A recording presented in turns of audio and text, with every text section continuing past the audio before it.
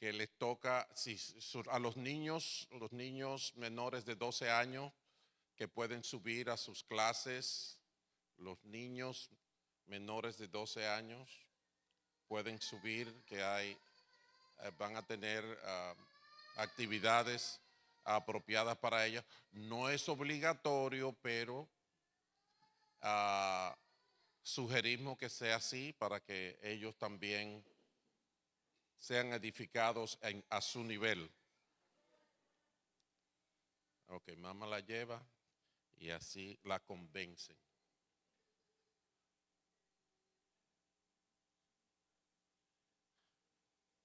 Si ustedes creen que nada más son los que trabajan en oficina, que son gente de negocio, es que ustedes no saben lo que es ser mamá. Ahora ella va a negociar allá arriba para ver cómo se queda esa muchacha.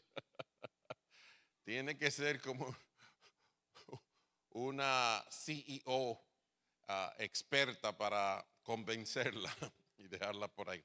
Ok, yo les estaba hablando de que ustedes saben que en el 9/11 todo el mundo se recuerda dónde estaba, ¿verdad que sí?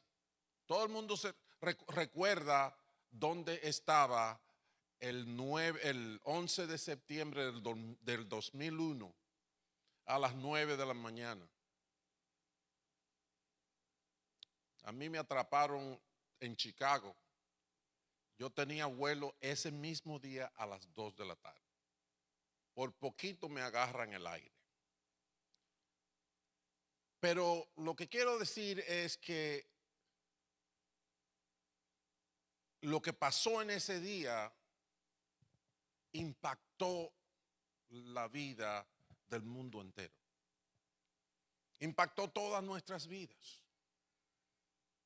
Cambió la situación del país totalmente. Las relaciones de esta nación con otras naciones, las relaciones entre otras naciones, el problema de la seguridad en la transportación, dura hasta hoy. ¿Verdad que sí? Hasta el día de hoy siguen las circunstancias, las dificultades por causa de lo que ocurrió ese día. Y todos hemos tenido que adaptarnos de una manera u otra a las nuevas circunstancias de la vida. Pero hace 2000 años aproximadamente, alguien que había predicho, o más que alguien, el Señor Jesucristo, como lo había predicho, fue a la cruz, murió y al tercer día resucitó. Y la pregunta es, ¿ha afectado esto al mundo? Pues déjame decirte que sí. La vida de la historia de la humanidad se dividió en dos, en antes y después de Cristo. Y no solamente eso, hay muchas cosas que nosotros vivimos todos los días y no nos damos cuenta que son un resultado de la resurrección de Jesucristo el Señor. Porque sabemos que una de las evidencias de su resurrección es el impacto que tuvo en aquellos que le seguían. Que en el momento que Él resucitó, la mayoría no precisamente le seguían. Se escondían, estaban aterrorizados, estaban tratando de encontrar una respuesta a muchas preguntas que ya habían sido respondidas, pero que ellos no lo podían creer. Pero con el pasar del tiempo, estos hombres que estaban atemorizados y escondidos, de repente están en las calles proclamando que aquel que fue a la cruz y que murió, resucitó al tercer día y se les apareció y les mandó a predicar el evangelio para la salvación de todo aquel que cree. Allí estaban. Empezaron en la calle cuando fue derramado el Espíritu Santo. Y de ahí en adelante, el que era pescador, de repente Dios lo usaba para predicar su palabra, para ser un dirigente de la iglesia.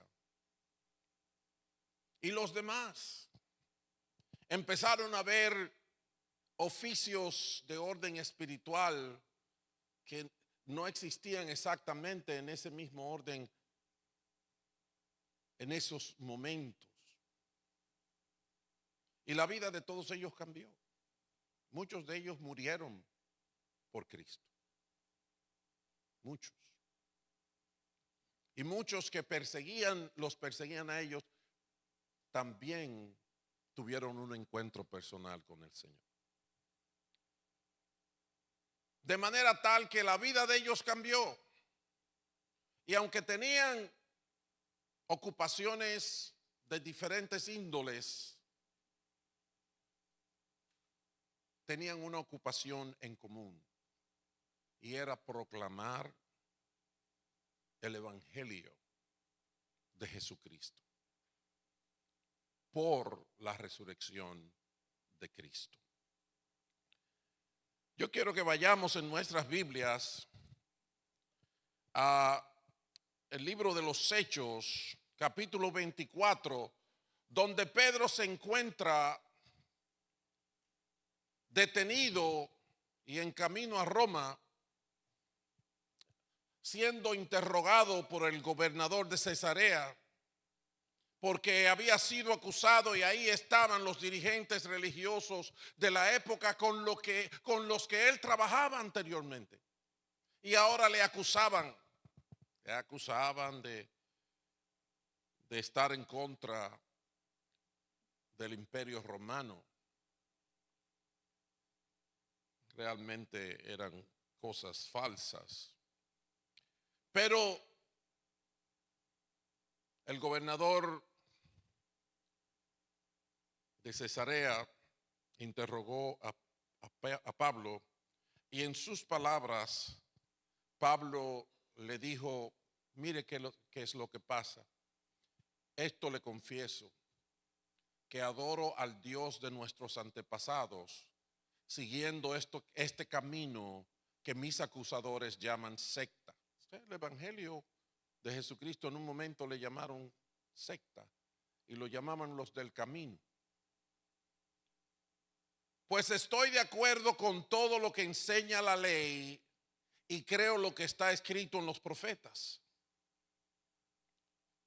Tengo en Dios la misma esperanza que estos hombres que le acusan profesan, de que habrá una resurrección de los justos y de los injustos. Fíjense cómo el apóstol defiende su causa ante el gobernador romano. Todavía voy a leer un poquito más, frente a las acusaciones de los líderes religiosos que básicamente se oponían al mensaje del evangelio. Pablo dice: tengo en Dios la misma esperanza que ellos, porque ellos también venían de un pueblo que tenía la ley y los profetas, que era la comunicación de Dios en siglos pasados con el hombre y con su pueblo, y Pablo pertenecía a ellos. Y él dijo: yo tengo la misma esperanza, y esa esperanza es que habrá una resurrección. Habrá resurrección. Resurrección de los justos y de los injustos. Yo espero que esto no sorprenda a nadie. Pablo confiesa que adoraba a Dios, que le había dado la ley y los profetas, y que por su creencia habrá una resurrección de los justos y de los injustos. Él procuraba, por esa creencia de que habrá esa resurrección, él procuraba lo que dice en el próximo verso: en todo esto procuro conservar siempre limpia mi conciencia delante de Dios y de los hombres. En uno de los momentos en que todo el sentido de su vida era puesto en tela de juicio, Pablo afirma su fe, proclama su fe. Una fe que lo había llevado por gran parte del mundo conocido, haciendo discípulos de Cristo. Ya Pablo había estado muchos años, quizás décadas, proclamando el evangelio por muchas partes, por muchas rutas de Asia Menor y de lo que hoy es Europa.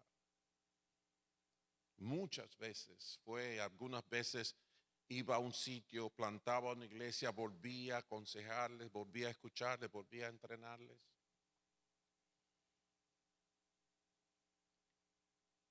Y aquí, cuando él se encuentra preso y dando razón de la acusación a la que él ha sido sometido, él proclama su fe. El corazón de su fe era la esperanza de la resurrección. En este camino a la resurrección, nosotros empezamos allá en el principio de la historia humana, en la creación, aún antes, en la creación, cuando Dios creó todo lo que existe y creó al ser humano. Luego vimos cómo el hombre cayó. El hombre tuvo lo que hemos llamado un desacuerdo con Dios. Dios tenía las cosas diseñadas de una manera y a ellos les pareció que era mejor hacerlo de otra. Y lo que yo le llamo un desacuerdo realmente termina siendo lo que nosotros conocemos como pecado. Entró el pecado en la raza humana.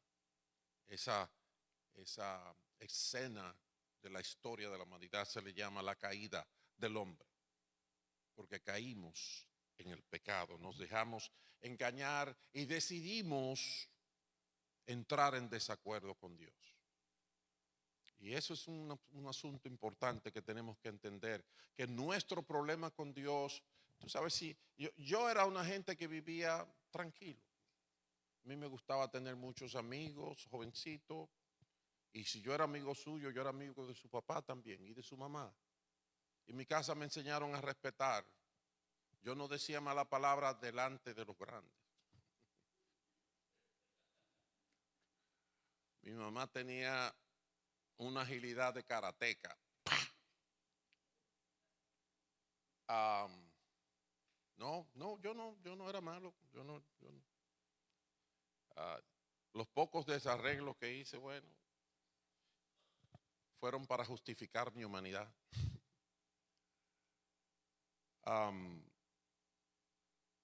Y un día Dios me hizo entender que porque yo era buena gente y yo no decía mala palabra cuando estaban los grandes y me portaba bien y pasaba todos mis cursos en la escuela, que eso no significaba que yo estaba de acuerdo con él, que eso no significaba que yo estaba listo para el cielo.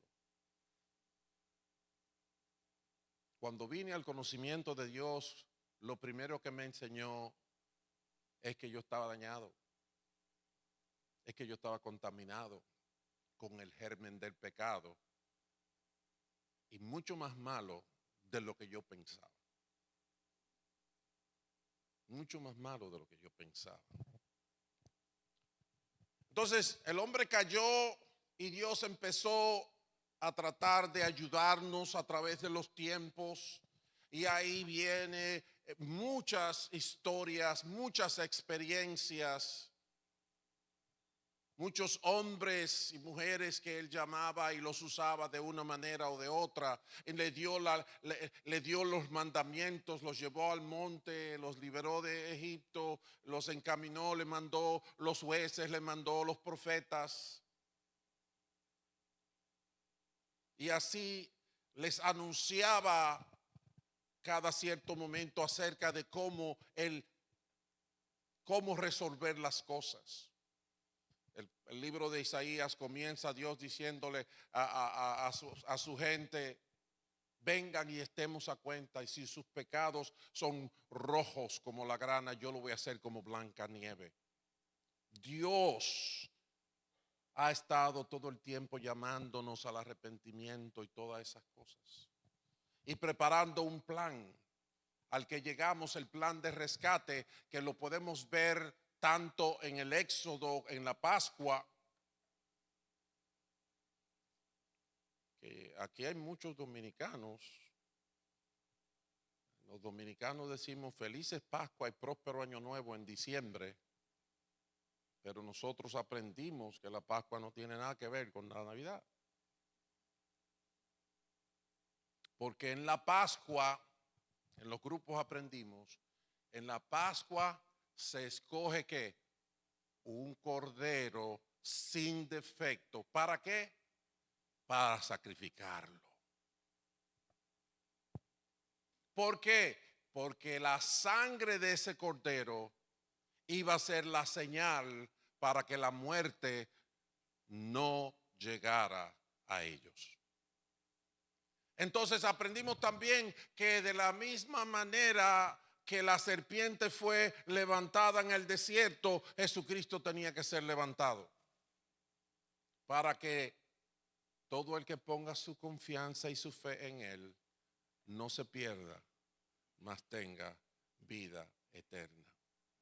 Entonces vimos el plan de Dios. El plan de Dios está centrado en Jesucristo el Señor. Por eso, a partir de cierto momento, el Señor Jesucristo empezó a decirle a sus muchachos: tengo que ir a Jerusalén. Me van a capturar, me van a torturar, me van a matar. Y al tercer día voy a resucitar.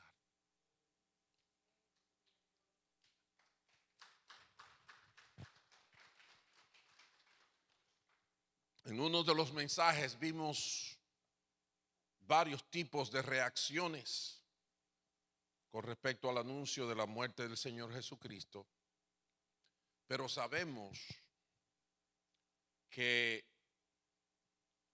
Él es el Cordero de Dios que quita el pecado del mundo, y que era necesario que Él fuera a esa cruz, porque se necesitaba su sangre para que el que no conoció pecado por nosotros fuera hecho pecado, para que tú y yo fuéramos justificados delante de Dios, para que la multa, el pago, la pena que nos tocaba por nuestro pecado, Jesucristo lo pagara. Y por eso Él murió, entregó su cuerpo como el Cordero Pascual, derramó su sangre, que es la señal para el perdón de nuestros pecados y la liberación de la muerte. Y hasta ahí podemos decir gloria a Dios, aleluya, porque no nos merecíamos nada de eso. Empezando por mí.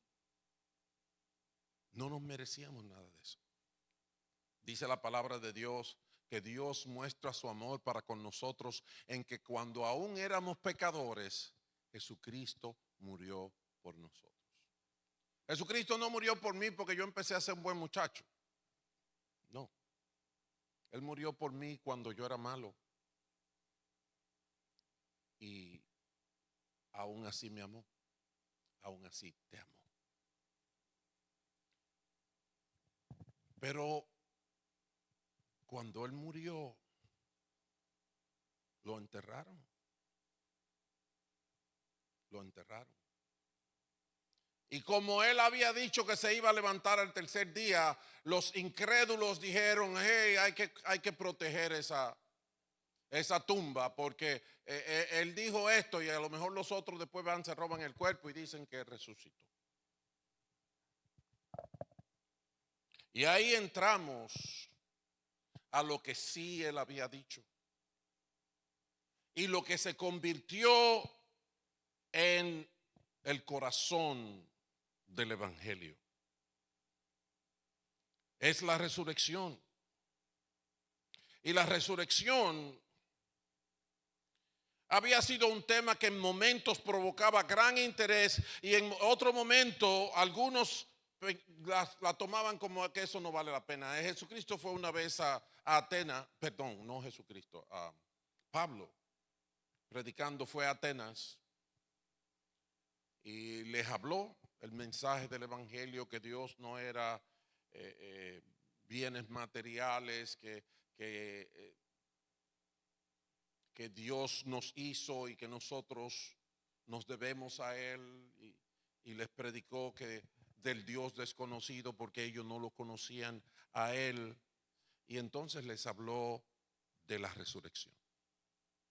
Les comenzó a hablar de la resurrección. Y cuando Él habló de la resurrección, dice la palabra que algunos se burlaron de Él, que algunos se rieron. Ah, ya este loco viene, este otro loco más que viene con todas las cosas, porque sí, a través de todos los tiempos han habido muchas cosas, elefantes azules, una tortuga cargando al mundo en su caparazón. Nosotros inventamos muchas cosas, el águila, el mar, el sol. Como dice la palabra, que por el desacuerdo que tuvimos, por el pecado que cometimos, por no llevarnos de Dios, en vez de adorar al Creador, empezamos a adorar a la criatura.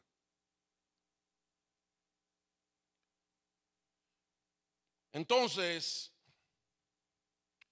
en esta hora tenemos que considerar que es importante el criterio que tenemos de la resurrección.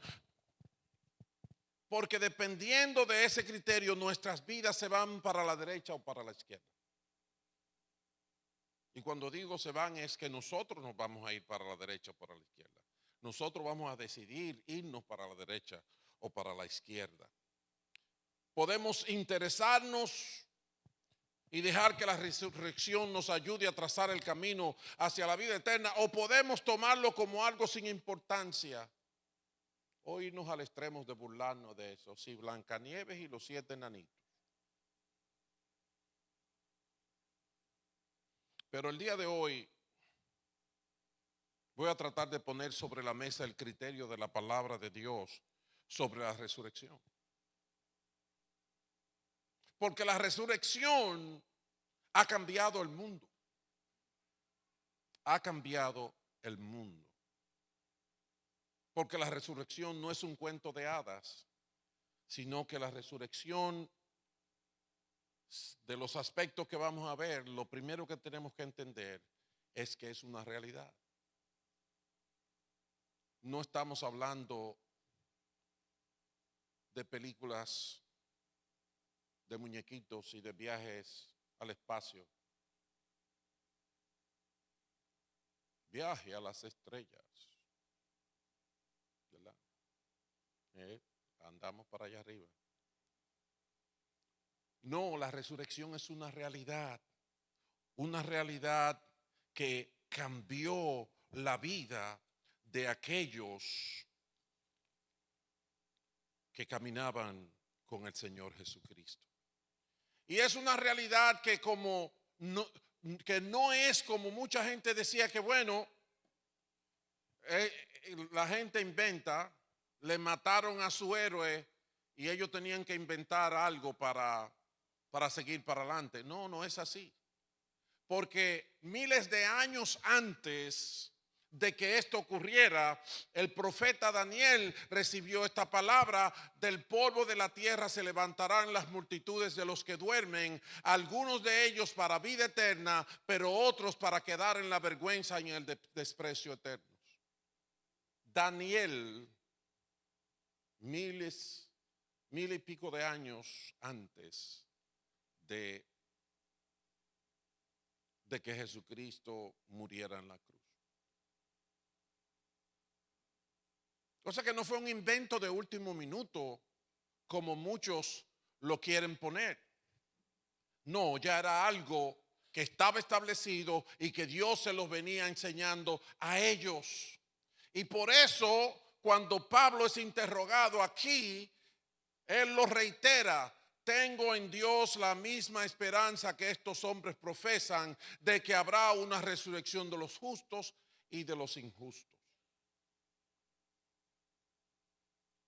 O sea que no es cuento de camino, no es invento de último minuto.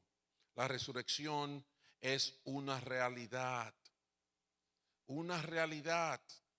Y no estamos hablando de que los buenos van a resucitar.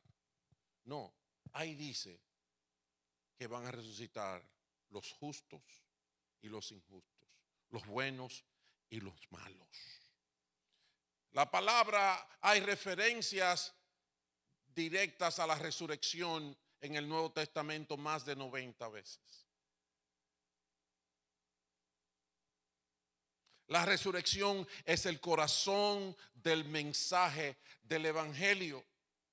Pablo dice en 1 Corintios 15 que ante todo le transmití a ustedes, les enseñé, les prediqué, los entrené en lo que yo mismo recibí: que Cristo murió por nuestros pecados según las Escrituras, que fue sepultado, que resucitó al tercer día según las Escrituras. La resurrección es una realidad. Todos estos hombres y mujeres que predicaron el Evangelio, que caminaron por los polvorientos caminos de Judea y de toda esa área por ahí, y para allá toda la Asia Menor y todo el mundo conocido en aquel tiempo, lo hacían porque su Redentor estaba vivo.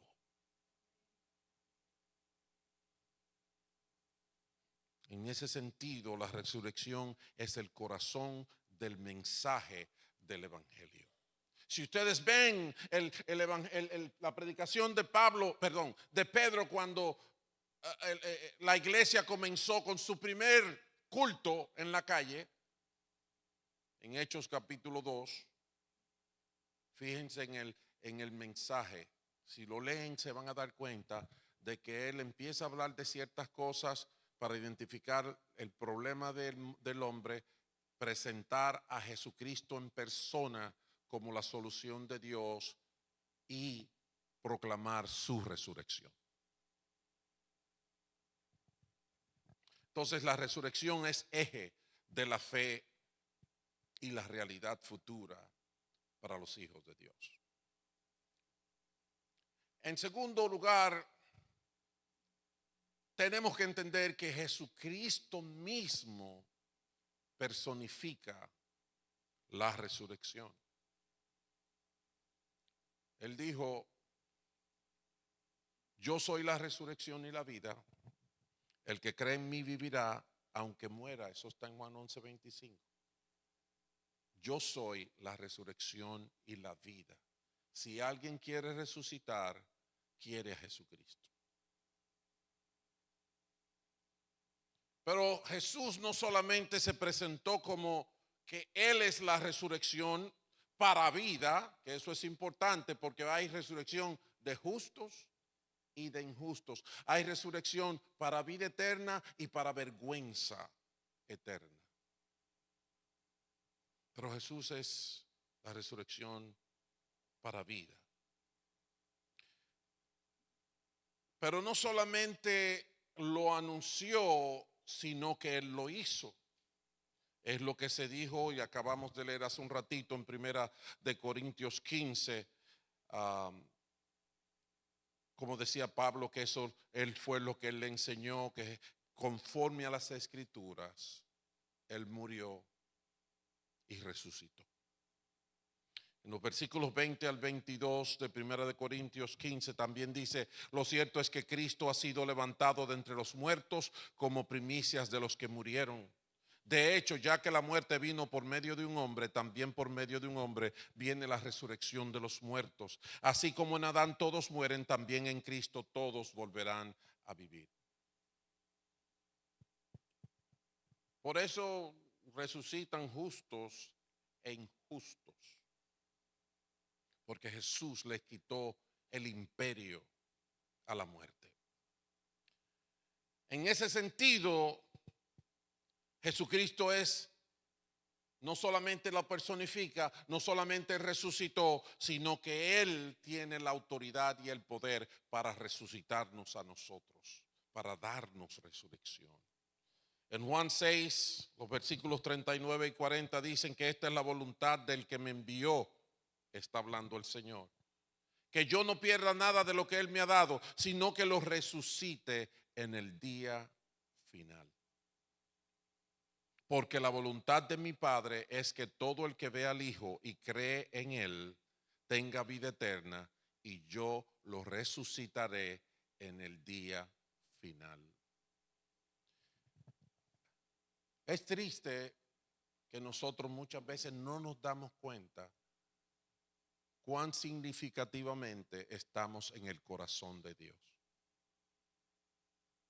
Jesucristo, cuando se preparaba ya para ir a la cruz, oró con sus discípulos y oró al Padre y le pidió al Padre por sus discípulos y le pidió al Padre por nosotros. Porque Él dijo: oro por los que van a creer por la palabra de ellos. Jesucristo, oró por ti, oró por mí, antes de morir, antes de ir al cielo. Y aquí esta palabra nos dice cómo el Padre quiere que el Hijo resucite a los perdidos.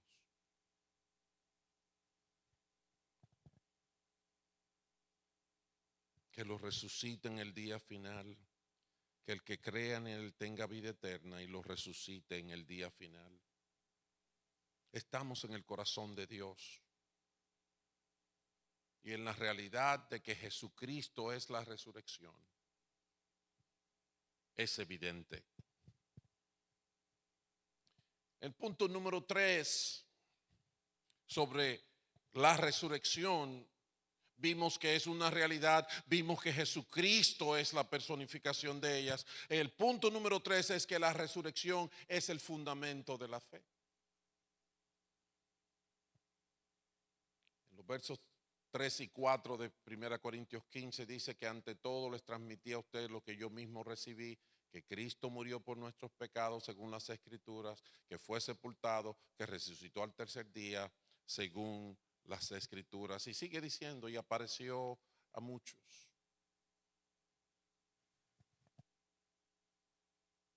La resurrección es el fundamento de la fe. Cuando los predicadores del Evangelio resumían lo que era el Evangelio, ahí estaba: el Cristo resucitado, porque eso era plan de Dios. Como leímos en Juan 6, Jesucristo dijo que el Padre quiere que aquellos que creen en Él los resucite. Ese es el plan.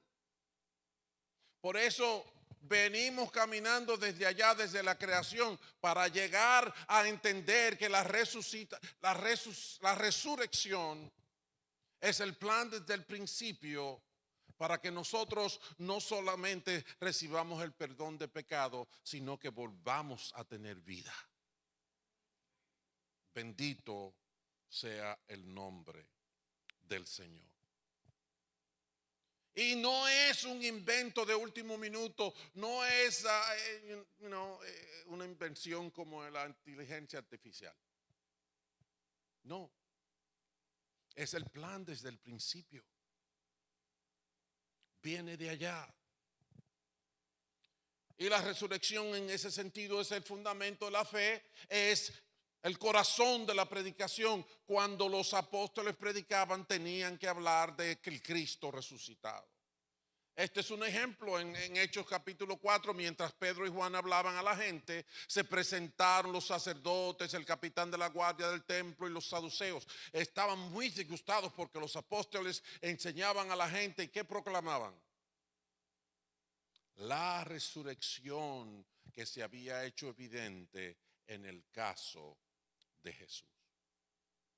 Ellos no estaban proclamando la liberación del gobierno romano. Ellos no estaban proclamando que somos un nuevo grupo en la comunidad y que queremos ayudar al mundo. No, ellos estaban proclamando que Jesucristo había vencido la muerte, que había esperanza para la humanidad, que había sentido para la vida.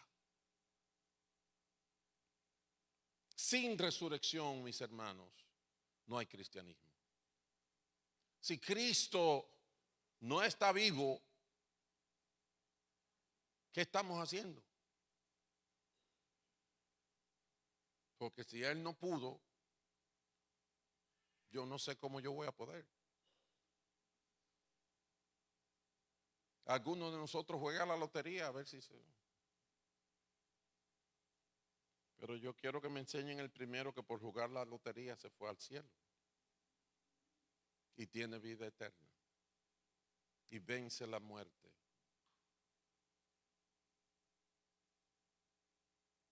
Como dijo Jesús, el que cree en mí, aunque esté muerto, vivirá.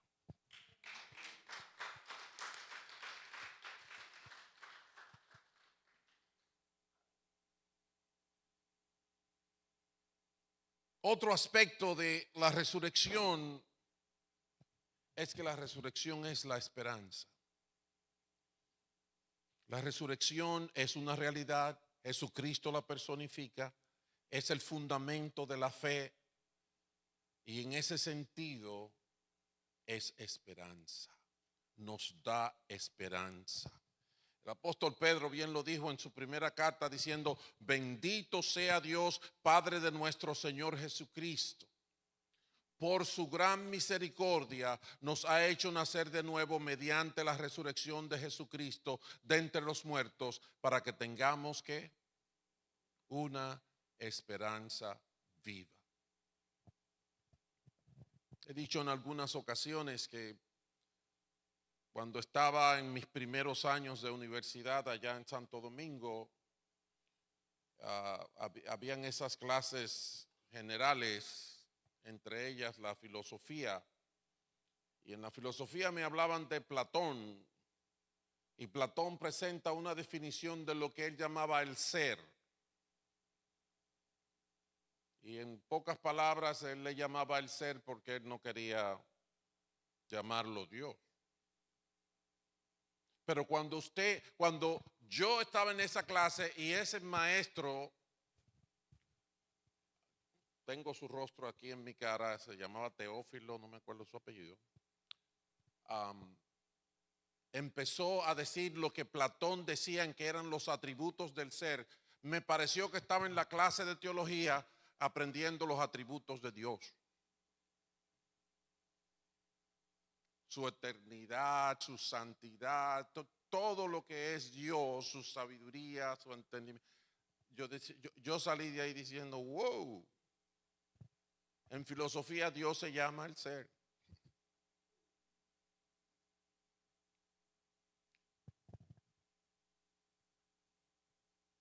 Bendito sea Dios, decía Pedro. Sucede que estos filósofos como Platón y todos los antes y después de él, ellos hablaban de cosas, de la gran pregunta que se debatía mucho filosóficamente hablando era de dónde venimos y hacia dónde vamos. Y ellos eran gente que pensaban mucho y sacaban buenas conclusiones, pero no podían ser más que teorías. Eran especulaciones, porque no podían comprobarlo. sacaban deducciones que parecían inteligentes, pero no había forma de confirmarlas. Pero Jesucristo fue a la tumba, fue declarado muerto. Todas las evidencias están ahí. Pero resucitó al tercer día. Y se le presentó a cientos de personas. Cientos, no solamente fue a los 12 discípulos. Entre los que habían gente que no creían que eso era verdad. Y todos conocemos la famosa historia de, como lo llamamos, Santo Tomás, que ha quedado como un postulado popular: ver para creer. Porque los discípulos le decían, sí los vimos, y las mujeres le decían, sí, se nos apareció. Y él dijo, hasta que yo no entre mi dedo en los hoyos de su mano y en la llaga de su costado, no voy a creer. ¿Y qué se pasó? Que ahí mismo el Señor le dice, ven, mijo, es lo que tú querías, ven, toma, ponle la mano. Y pasó de ser el incrédulo Tomás a arrodillarse delante del Señor y a decirle, mi Señor y mi Dios.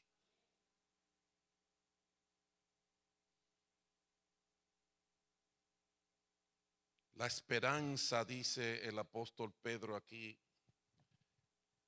cuando Jesucristo volvió de la muerte, se acabó la incertidumbre, se acabó la oscuridad, se acabó la especulación de los filósofos y los sabios de la humanidad. Jesucristo vino de entre los muertos. Y esos que se asustaban, esos que no sabían qué hacer, que se escondían, el pobre Pedro que lo negó 3 veces, de repente estaba en el medio de la calle de la ciudad de Jerusalén,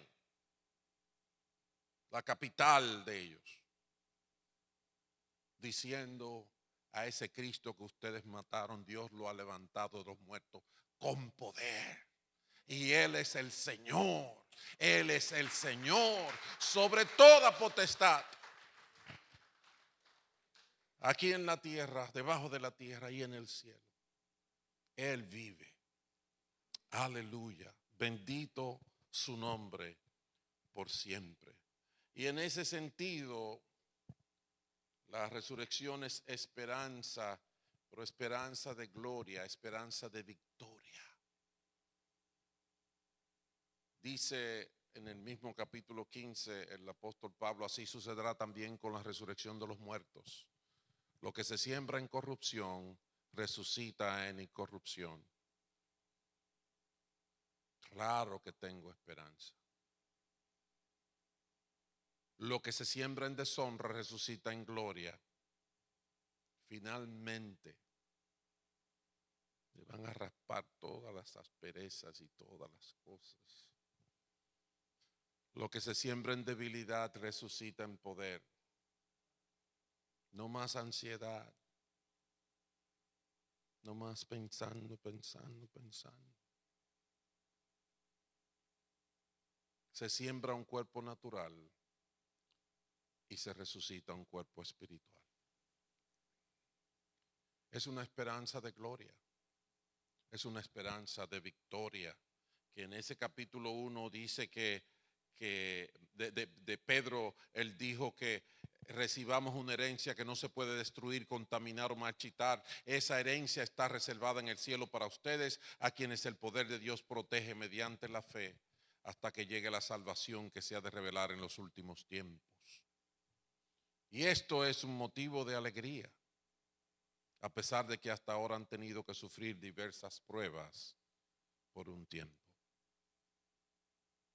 Y pasamos muchas dificultades, pero bendito sea el nombre del Señor. Jesucristo vive. Jesucristo vive. Y porque Él vive, nosotros vivimos. Bendito sea su nombre para siempre. En un momento, el salmista en el Salmo 17 le dice a Dios: con tu mano, Señor, sálvame de estos mortales que no tienen más herencia que esta vida. Eso es lo que pasa en la mayoría de los casos. Pensamos que todo el bien que podemos alcanzar es lo que alcancemos en esta vida.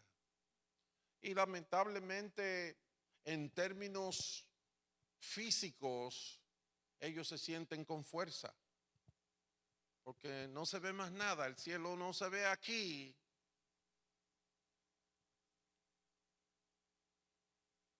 Y ellos dicen: pero si yo veo aquí este carro, yo sí veo esta casa, este paseo por el mundo.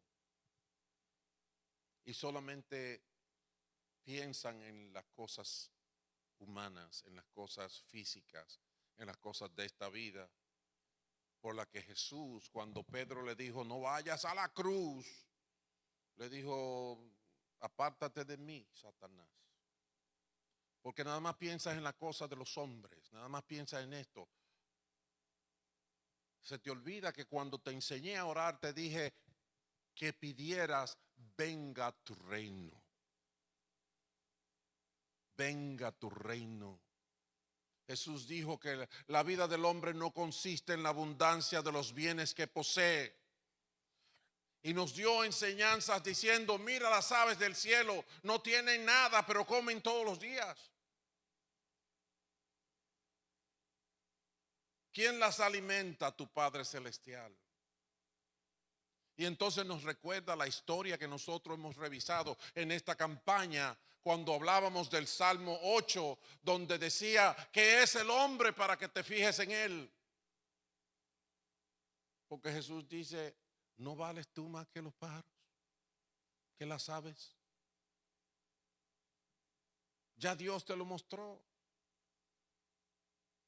Te hizo poco menor que los ángeles, te coronó de honra y de gloria, y todo lo puso a tus pies. La ballena no está gobernando el mundo, ni el león, ni el hipopótamo. Dios nos puso a nosotros como administradores de este mundo. Entonces, tenemos que entender que hay otra vida que Dios tiene para nosotros, que es mucho mejor.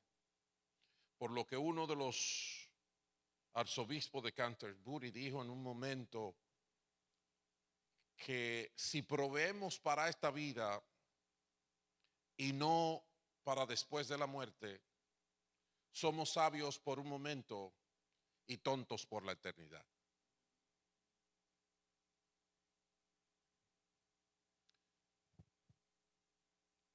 Hermanos, la resurrección es la gloria que Dios tiene para nosotros. Vive para vivir otra vez. Porque voy a terminar esto, y cuando yo digo que voy a terminar, eso que entro en la última hora, no va a ser tanto, pero sí voy a terminar con el último tópico, y es que mucha gente no piensa esto, que no se resucita una sola vez. O, perdón, no me expresé bien. Hay dos resurrecciones. Hay dos momentos donde van a haber resurrecciones. No es que usted tiene que resucitar dos veces. Hay dos resurrecciones. La primera la podemos entender al leer Apocalipsis capítulo 20, en los versículos 4 al 6, hablando ya de lo último de la recta final de toda la existencia que conocemos. Dice el apóstol Juan que era que tenía las visiones a quien se le daban. Entonces vi tronos donde se sentaron los que recibieron autoridad para juzgar. Vi también las almas de los que habían sido decapitados por causa del testimonio de Jesús y por la palabra de Dios. Hay muchos ahora mismo en África. No habían adorado a la bestia ni a su imagen, tampoco se habían dejado poner su marca en la frente ni en la mano. Y dice él que vio que esos volvieron a vivir y reinaron por Cristo por 1000 años. Y si yo le pusiera todo el texto, que les invito a que lo lean después en su casa, porque es mucho, van a ver que en un momento el diablo es atado por 1000 años. Y esos son los 1000 años que se mencionan aquí, que volvieron a vivir, reinaron con Cristo por 1000 años. Y dice inmediatamente que esos que estaban ahí eran parte de ¿qué? De la primera resurrección. Los demás muertos no volvieron a vivir hasta que se cumplieron los 1000 años. Y dice, dichosos y santos los que tienen parte en la primera resurrección. ¿Por qué? Porque la segunda muerte, ahí hay otro aspecto que si no estuviera en la palabra de Dios y yo hablo de eso, debían apedrearme. Pero esto es revelación de Dios de los cielos, el que lo hizo todo. Él dice, dichosos los santos, dichosos y santos los que tienen parte en la primera resurrección. La segunda muerte no tiene poder sobre ellos, sino que serán sacerdotes de Dios y de Cristo y reinarán con él 1000 años. Estamos claros que hay una primera resurrección. Hay un grupo de gente y ese grupo de gente defendieron el testimonio de Jesús, fueron quizás acusados de fanáticos y murieron por su causa, serán sacerdotes de Dios y de Cristo y reinarán con él. ¿Estamos claros ahí? Pero hay una segunda resurrección, hay un segundo momento para resucitar a todo el mundo. Está en el mismo capítulo 20 de Apocalipsis, donde dice, luego vi un gran trono blanco y a alguien que estaba sentado en él. De su presencia huyeron la tierra y el cielo sin dejar rastro alguno. Saben, nosotros a veces tomamos esto como política. No, tú eres de este partido y tácata, y yo te ataco y tú me atacas. Pero cuando se habla de lo que Dios dice de la realidad de la vida, debíamos de temer. Porque ninguno de nosotros está autorizado, ninguno de nosotros puede argumentar contra el que hizo los cielos y la tierra. En el libro de Job, usted va al capítulo 35 en adelante y usted va a ver cómo habían mucha gente dando argumentos y de estos. Eran gente que conocían Biblia y todo, y conocían la palabra y la ley y la cosa, y no había ley. Conocían las cosas de Dios y entonces le traían los argumentos a Job y Job empezó a devolverle, a responderles, hasta que Dios dijo, se me callan.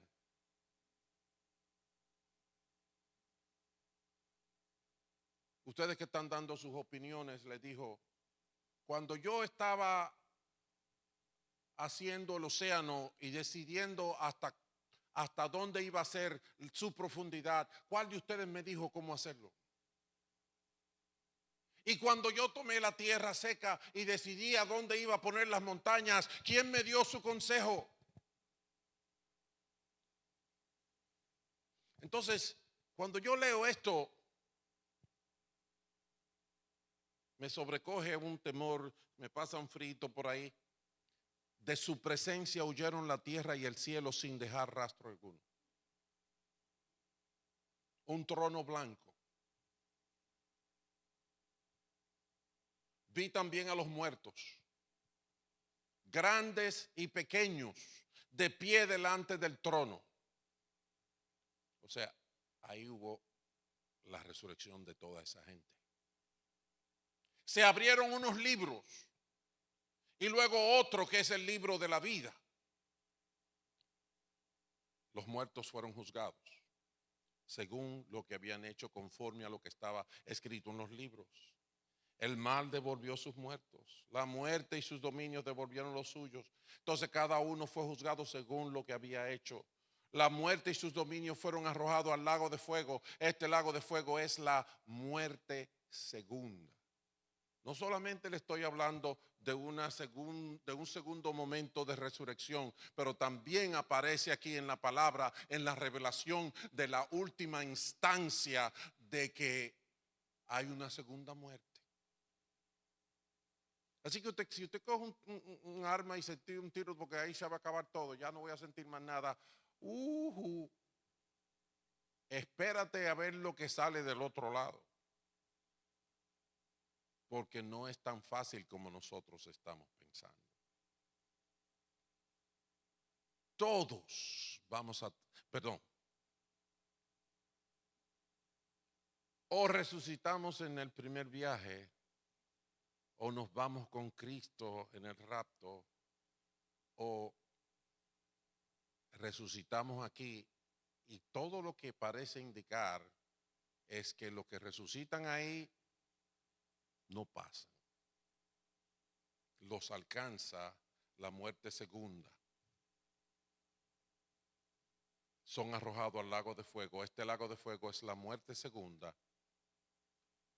Y entonces, ahí hay una parte que no va en el versículo. Eso es parte del otro versículo anterior. Hay una resurrección. La resurrección es el grito de victoria de toda la historia. Jesucristo es la primicia. Luego dice la palabra en Tesalonicenses, luego son los que han creído en Él. Los que murieron cuando suene la trompeta se van a levantar primero y dice que los que estemos vivos nos vamos a juntar con ellos en el aire y en el aire nos reuniremos con nuestro Señor y vamos a vivir con Él para siempre.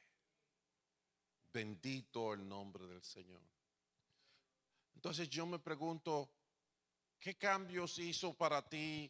¿En qué cambios has tenido que participar por el 9/11? Y después te pregunto, ¿en qué cambios has tenido que participar por la resurrección de Cristo?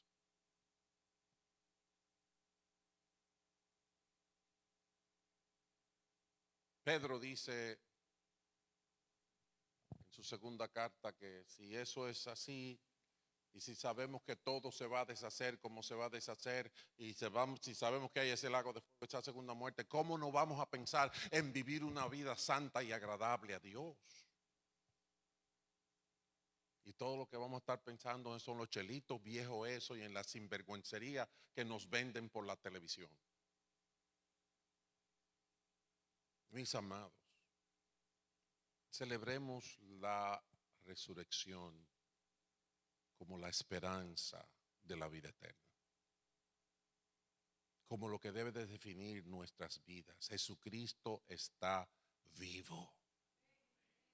Y Él dijo, me voy a preparar lugar para ustedes, para que donde yo estoy, ustedes también estén. Pero no tomemos esto tan a la ligera. Porque acuérdense que cuando ese trono blanco se pone ahí, el cielo y la tierra desaparecen.